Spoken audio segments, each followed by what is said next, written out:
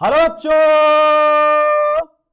राधे राधे, जय श्री श्याम। वासुदेव एजुकेशन में आपका स्वागत है, जहां मैं हूं आपका अपना प्यारा प्रेम सर और हाजिर हुआ हूं आप सभी प्यारे प्यारे नन्हे नन्हे बच्चों के सामने एक और बहुत ही इंपॉर्टेंट वीडियो लेकर। सबसे पहले बच्चों मैं आपको बता दूं कि राजस्थान यूनिवर्सिटी के जो सेमेस्टर 4th और सेमेस्टर 6th के जो एग्जाम चल रहे थे वो अब समाप्त होने के कारगर पर हैं। आपके जितने भी मेन सब्जेक्ट्स हैं उनके पेपर कंप्लीट हो चुके हैं। अब एक दो जो पेपर शेष रहे हैं वो आपके एमडीसी के, एसईसी के, इनके पेपर बच रहे हैं। बाकी आपके सारे पेपर कंप्लीट हो चुके हैं। बात करूं बच्चों अब मैं राजस्थान यूनिवर्सिटी के बीएससी और बीए, किस किस की बात चली है बेटा? बीएससी और बीए की बात चली है और सेमेस्टर कौन सा है? 6th है। तो इसके साथ ही मैं सभी बच्चों को एक बात कहना चाहूंगा और वो बात यह है कि बेटा आप सेमेस्टर 6th में हैं, आपका ये समझिए कि ये जो पेपर मैं बना रहा हूं ये लास्ट पेपर है। और जब ये आपका लास्ट पेपर है बच्चों तो मन में ना ऐसे एक भाव आ रहा है, मतलब लग रहा है कि थोड़ा सा इमोशंस जाहिर कर दूं आपके साथ, क्योंकि उसके बाद आप कहीं कहीं चले जाएंगे और उसके बाद फिर आपके शायद कमेंट्स भी बहुत कम देखने को हमें मिलेंगे, क्योंकि अक्सर जो मुकाम हम हासिल कर लेते हैं तो उसके पीछे क्या हुआ उन सब को हमको भूलना पड़ता है। ऐसा हमारा समाज है, ऐसी हमारी दिनचर्या है, ऐसा हमारा स्वभाव है। तो मैं थोड़ा भावुक होके ये कह रहा हूं कि आपका ये लास्ट पेपर है तो आप सभी बच्चे उसके बाद कुछ जीवन में एम चुनेंगे कि मुझे इस फील्ड में जाना है, इस फील्ड में जाना है, इस फील्ड में जाना है।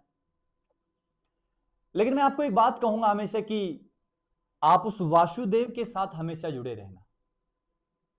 हमारे साथ जुड़ाव आपका हमेशा रहेगा, लेकिन मैं सिर्फ इतना कहूंगा कि उस वासुदेव के साथ आप हमेशा जुड़ाव रखना, क्योंकि जब जब आप उसके साथ जुड़ जाओगे या जब जब आप उसे पुकारोगे तो कहीं ना कहीं मेरे अंदर और मेरी पूरी टीम के अंदर यह भावना जागृत हो जाएगी कि आप हमें पुकार रहे हैं, क्योंकि उसी से कहीं ना कहीं हम भी कहीं ना कहीं किसी कोने में, छोटे से कोने में हम भी लिंकेज हैं। क्योंकि इस चैनल का जो नाम रखा गया था वो नाम रखा गया था वासुदेव एजुकेशन, तो कुछ सोच समझ कर रखा गया होगा। तो इसके बाद बेटा हम मिलते रहेंगे, इसके बाद ऐसे ही हम हेलो बच्चों, जय श्री श्याम, राधे राधे कहते रहेंगे। बस आप साथ मत छोड़ना, आप हाथ मत छोड़ना। जीवन की उन कठिन परेशानियों में आप हमारा साथ मत छोड़ना। यह हमारे लिए भी है और आपकी तरफ से भी मैंने ही कह दिया है। अब बात करता हूं बेटा मैं इस वीडियो की।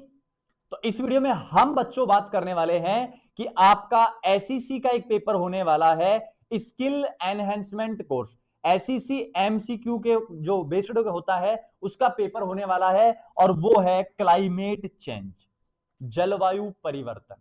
और इस जलवायु परिवर्तन के मैं टॉप 40 एमसीक्यू आप सभी बच्चों के सामने लेकर आया हूं और इन क्वेश्चंस को आपको पढ़ना है, आपका पेपर आराम से निकल जाएगा। पहली बात तो ये। अब क्लाइमेट चेंज क्या होता है, जलवायु परिवर्तन क्या होता है, थोड़ा सा मैं आइडिया दे देता हूं। जैसे बेटा पहले क्या होता था, पुराने समय में जो दादा परदादा थे उनसे सुनते थे कि पहले 4 महीने गर्मी होती थी, 4 महीने बरसात होती थी और 4 ही महीने सर्दियां होती थी। लेकिन धीरे धीरे वक्त बदला, धीरे धीरे क्लाइमेट बदला और जैसे जैसे क्लाइमेट चेंज हुआ तो अब गर्मी ज्यादा, सर्दी कम और उससे भी कम बारिश होती है। धीरे धीरे जलवायु में परिवर्तन होने लग गया। पहले जब हम लोगों से सुनते थे तो लोग सुनते थे कि पेड़ ही पेड़ बहुत ज्यादा होते थे। फिर धीरे धीरे समय बदला, पेड़ों की कटाई चालू हुई और अब उतने पेड़ कहां रह गए हैं। पहले टेम्परेचर कभी सुना था कि 40, 45, 46 डिग्री सेल्सियस पारा चला जाता होगा? नहीं, नहीं जाता है। लेकिन आजकल आजकल जा रहा है। तो कहने का मतलब धीरे धीरे क्लाइमेट बदल रहा है, बदल रहा है, मौसम बदल रहा है, तरीके बदल रहे हैं। अब बारिश पहले जितनी नहीं है, धूप पहले से तेज है, अब पहले जैसी सर्दियां नहीं है, और ओवरऑल बात की जाए तो पहले जैसी कोई बात ही नहीं है।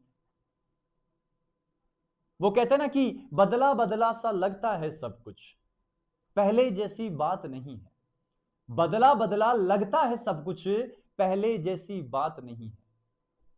और दुनिया है साथ हमारे, पर वो अक्सर साथ नहीं है। तो क्लाइमेट जब चेंज हुआ ना, तो परिस्थितियां धीरे धीरे धीरे धीरे धीरे धीरे बदलती चली गई।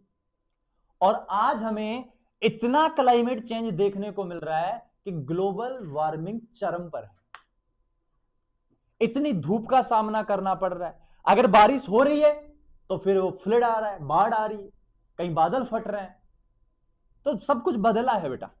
और उस क्लाइमेट चेंज के आपके सामने मैं टॉप 40 क्वेश्चंस लेकर आया हूं, जो आपके कल के एग्जाम के लिए बहुत ज्यादा हेल्पफुल रहने वाले हैं। तो बढ़ते हैं कि क्वेश्चंस की ओर।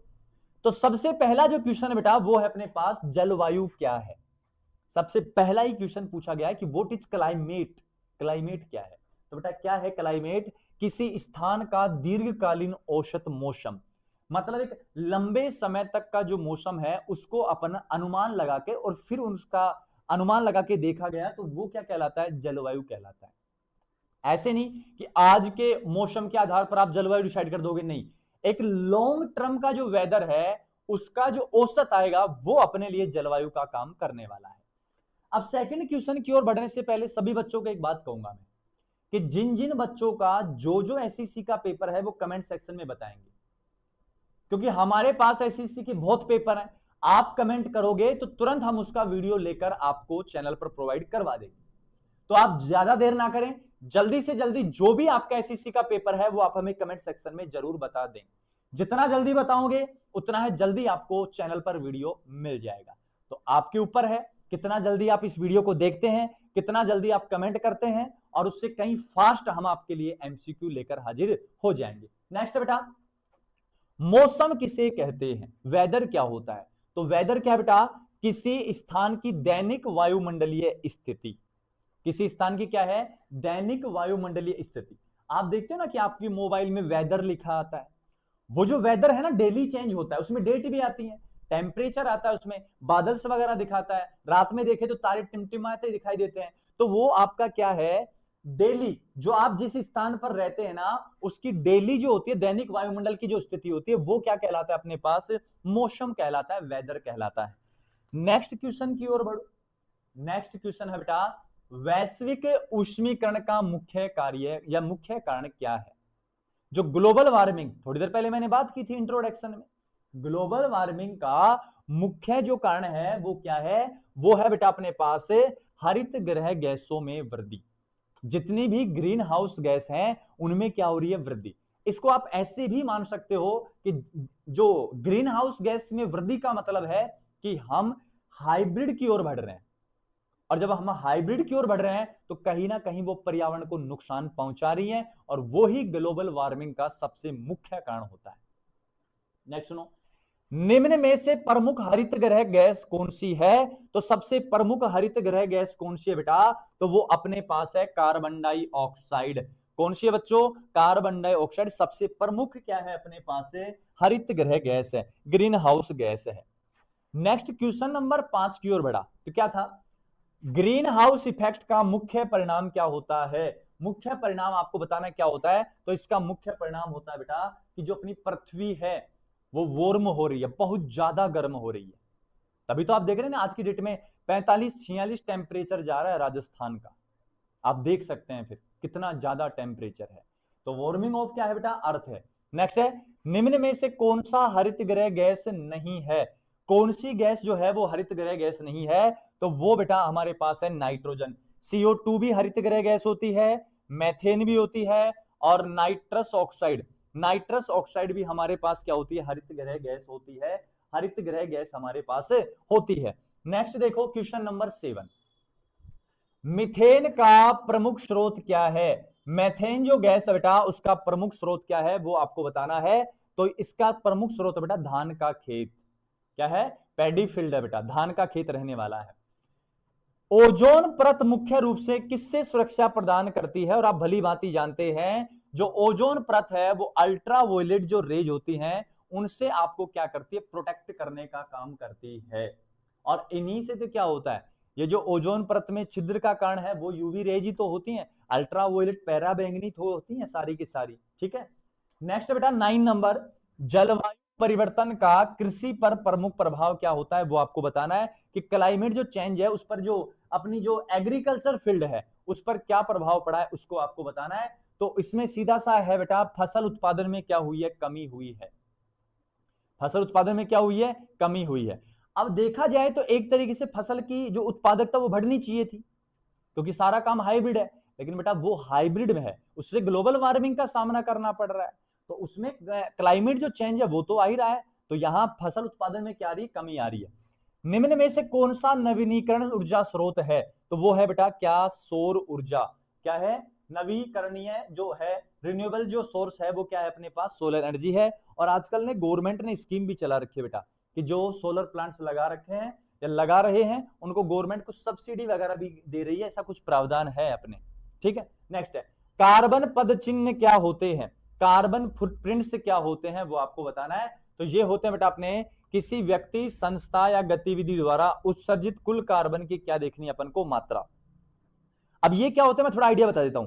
जैसे जितनी भी फैक्ट्री होती है ना बेटा, इन फैक्ट्रियों से जो धुआं निकलता है ना, उस धुएं की जांच की जाती है कि उसमें कार्बन की मात्रा कितनी होती है, और उस कार्बन की मात्रा के आधार पर लगाया जाता है कि ये फैक्ट्री हमारे क्लाइमेट में, हमारे एनवायरमेंट में कितना पोल्यूशन क्रिएट कर रही है, इस बात का अंदाजा लगाया जाता है फिर उससे। तो यहां उत्सर्जित कुल कार्बन की क्या देखी जाती है, मात्रा देखी जाती है। नेक्स्ट है सतत विकास का मुख्य उद्देश्य क्या होता है वो आपको बताना है। तो सतत विकास क्या होता है बेटा, वर्तमान आवश्यकताओं की पूर्ति करते हुए भविष्य की पीढ़ियों की आवश्यकताओं की क्या करना है, रक्षा करना है। ये अपना क्या कहलाता है बेटा, ये अपना क्या कहलाता है, सतत विकास कहलाता है। नेक्स्ट है जलवायु परिवर्तन को कम करने के उपाय क्या है। जलवायु परिवर्तन को कम करने के अपन को क्या देखने बेटा, उपाय देखने हैं। और वो उपाय क्या है बेटा, समन होता है, मिटिगेशन होता है। क्या होता है, मिटिगेशन होता है। इससे जलवायु परिवर्तन को क्या किया जा सकता है, कम किया जा सकता है। नेक्स्ट अपने पास क्या बेटा, जलवायु परिवर्तन। नेक्स्ट क्या अपने पास, जलवायु परिवर्तन के प्रभावों के अनुसार स्वयं को ढालने की प्रक्रिया क्या कहलाती है। तो इस प्रक्रिया को हम कहते हैं बेटा अनुकूलन। क्या कहते हैं इसको, अनुकूलन कहते हैं, एडेप्टेशन कहते हैं इसको। मतलब जैसा क्लाइमेट है अपने आप को भी उसी प्रकार हम ढाल लेते हैं।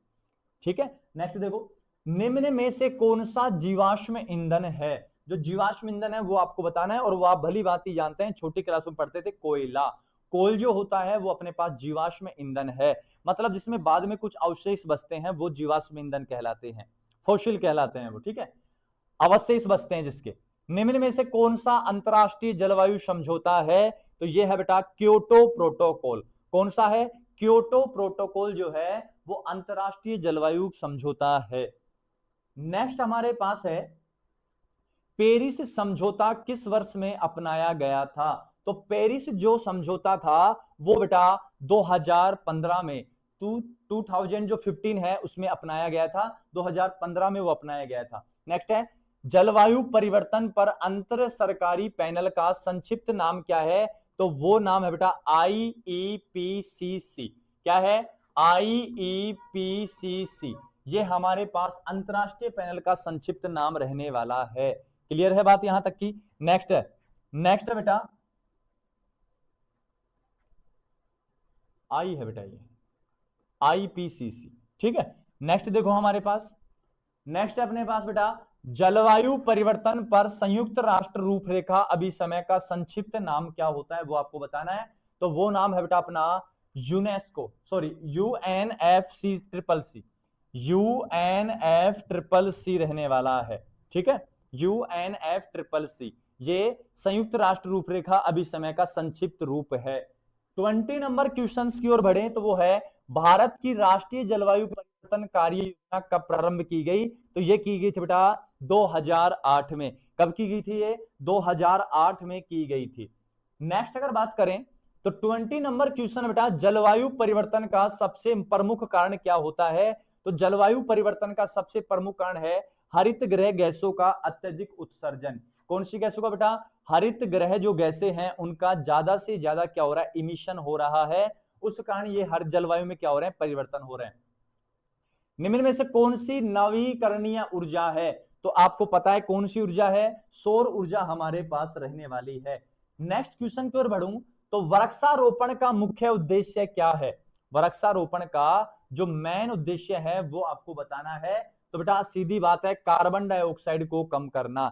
जो हरित गृह जो गैस है उसमें सबसे प्रमुख गैस कार्बन डाइऑक्साइड है, जो उत्सर्जित होकर क्लाइमेट चेंज करती है, और हमें क्लाइमेट चेंज को रोकना है। तो रोकने के लिए पेड़ ज्यादा से ज्यादा लगाने पड़ेंगे, क्योंकि पेड़ों को भोजन बनाने के लिए क्या चाहिए, कार्बन डाइऑक्साइड चाहिए। तो कहीं ना कहीं एनवायरमेंट क्या होता है, बैलेंस्ड हो सकता है अगर ज्यादा से ज्यादा वृक्षारोपण किया जाए। समुद्र के जल स्तर में वृद्धि क्या है, तो इसका है बेटा हिमनदों का पिघलना। जितने भी जो ग्लेशियर्स हैं बेटा, वो ग्लेशियर्स क्या हो रहे हैं, धीरे धीरे ग्लोबल वार्मिंग के कारण पिघलते जा रहे हैं, और जिससे समुद्र का जल स्तर क्या होता जा रहा है, बढ़ता जा रहा है। क्लियर है बात। नेक्स्ट अगर मैं कहूं तो जो नेक्स्ट है अपने पास 25, वो क्या है, निम्न में से कौन सी गैस वैश्विक उष्मीकरण में सर्वाधिक योगदान देती है, तो वो गैस कौन सी बेटा, कार्बन डाइऑक्साइड है। कौन सी है, कार्बन डाइऑक्साइड है। नेक्स्ट है, जलवायु परिवर्तन का सबसे अधिक प्रभाव किस क्षेत्र पर पड़ता है, तो सबसे अधिक प्रभाव पड़ता है बेटा कृषि पर। कहां पड़ता है सबसे ज्यादा प्रभाव, कृषि पर, हमारे पास एग्रीकल्चर में पड़ता है इस जलवायु परिवर्तन का सबसे खास इफेक्ट। नेक्स्ट 27 नंबर क्वेश्चन की बात करूं तो कार्बन उत्सर्जन कम करने का सबसे प्रभावी उपाय कौन सा है, तो इसका है बेटा नवीकरणीय ऊर्जा का उपयोग। मतलब सीधी बात है कि कुछ ऐसी ऊर्जाओं का आप उपयोग कीजिए जिसमें कोई जीवाश्म बचे ही ना। जब जीवाश्म नहीं बचेगा, मान लो कार्बन नहीं बच रहा है, कार्बन नहीं बच रहा है तो एनवायरमेंट पोल्यूट हो ही नहीं रहा है। तो वो सब कह रहे हैं अपन। जलवायु परिवर्तन के कारण कौन सी प्राकृतिक आपदा अधिक है, तो वो है बेटा क्या, उपयुक्त सभी। सूखा भी बढ़ रहा है, बाढ़ भी बढ़ रही है, चक्रवात भी बढ़ रहे हैं, इन सब का अपन को क्या करना पड़ रहा है, सामना करना पड़ रहा है क्लाइमेट चेंज के कारण। कहीं सूखा है तो कहीं बाढ़ है, तो कहीं आंधी तूफान चक्रवात है। कहीं ना कहीं हम भुगत तो रहे हैं प्रकृति में चेंज जो हो रहे हैं उनको। पेरिस समझौते का मुख्य उद्देश्य क्या था, पेरिस समझौते का मुख्य उद्देश्य था बेटा वैश्विक तापमान वृद्धि को सीमित करना। जो संपूर्ण विश्व की जो टेम्परेचर बढ़ रहा है, ग्लेशियर्स पिघल रहे हैं, उनके बारे में यहां क्या की गई थी, चर्चा की गई थी। नेक्स्ट है 30 नंबर, निम्न में से कौन सा जलवायु परिवर्तन को कम करने का उपाय है, तो यह है बेटा ऊर्जा संरक्षण। ज्यादा से ज्यादा आपको क्या करना है, ऊर्जा संरक्षण यहां पर करना है। ठीक है। नेक्स्ट बेटा अपने पास से 31, जलवायु परिवर्तन के कारण जैव विविधता पर क्या प्रभाव पड़ता है, तो यहां जैव विविधता में क्या आ रही है बेटा, आ रही है बायोडायवर्सिटी, क्या हो रही है, धीरे धीरे क्या होती जा रही है, कम होती जा रही है। क्योंकि आपको पता है कि जैसे जैसे क्लाइमेट चेंज हो रहा है, बहुत सी जातियां तो विलुप्त होती जा रही है। आपको भी पता है ये बात, बहुत सारी जातियां क्या हो चुकी हैं, विलुप्त हो चुकी हैं। और जब विलुप्त हो चुकी हैं तो जैव विविधता में क्या आ रही है, कमी आ रही है।